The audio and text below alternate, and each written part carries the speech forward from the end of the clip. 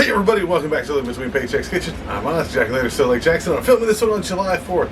So, happy the Independence Day if you celebrate, but it's 119 days of Halloween. So that's what I celebrate when it comes to the 4th of July. So, this one's a throwback. This is something my mom used to do. We're dirt cheap, thighs are the cheapest, Italian dressing, done. So, we're going to get into that. Before we do, be sure to like, share, subscribe to the YouTube stuff, ring the little notification bell in that corner. You get a notification when we do these as close to Tuesdays and Fridays as possible. Also, there's a link down in the doobly-doo for our merch.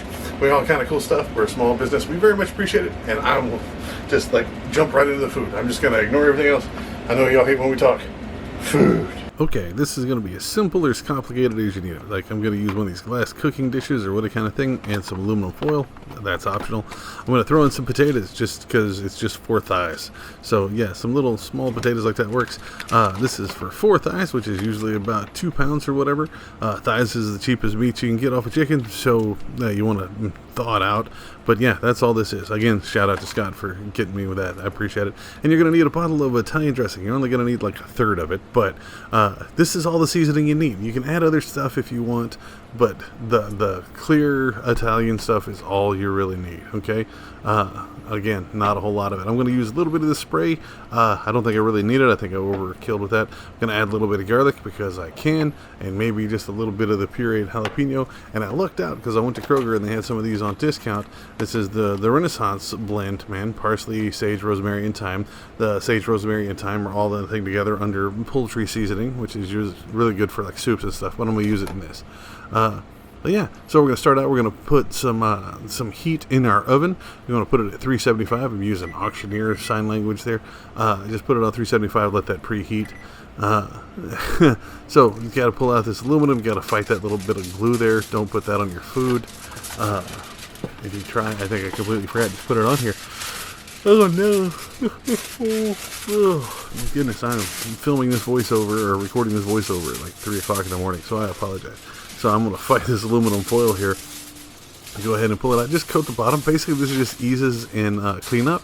If you use just a little bit of Italian dressing, then the chicken will kind of stick and cook to the glass. If you put the aluminum foil on the bottom, like this, it won't stick as much. Now, I'm going to use a lot of the Italian dressing because I can. So you just want to make sure the sides are up there. That's all that is. Go wash your spuds. Make sure to wash your spuds to get your chicken thighs out of the blood and put them on a plate, and you're good. Now, I'm going to go ahead and put in the spray here because if you don't use a lot of Italian dressing, just like a tablespoon per the thigh, that'll stick. So I'm going to go ahead and throw my parsley, sage, rosemary, and thyme while I'm going to Scarborough Fair here, and throw about 3/4 of it in the bottom of this pan here, or baking dish. I don't know. It's glass. I don't know what the hell it's supposed to be called. I'm gonna get me a little spoon, give me a little garlic here on the bottom because I'm gonna put the chicken directly on top of it, so it doesn't have to be great. So my thighs, again, they're thawed out. I'm gonna go ahead and just put them in these corners here. Bloop. Gonna go ahead and put them bone side down. With just the skin side up, I guess is the easier way to say that. Put that there. I left a little gap in the middle. Gonna fill that up with our little taters, which is nice. Forgive my mess of a kitchen in the background.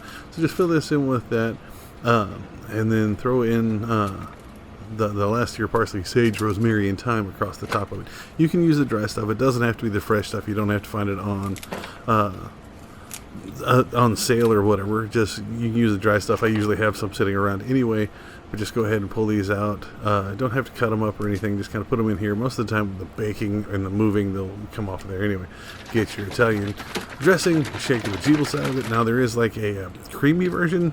Don't go with that. Just go with the regular classic Italian. You're gonna put it on here. You're gonna use about a third of the bottle in here, which should be about a cup and a quarter at the most.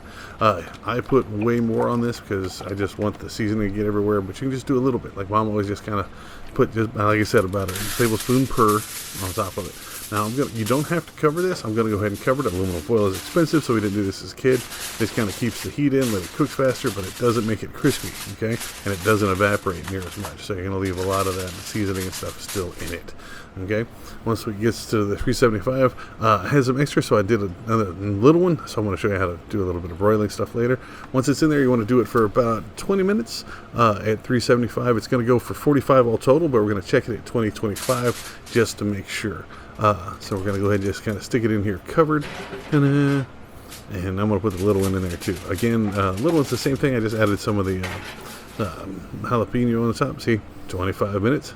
And just set a quick timer on your phone. Now, after 25 minutes, it's going to be hot. Be very careful. Be sure to get one of our living between paychecks oven mitts there, or pot holders.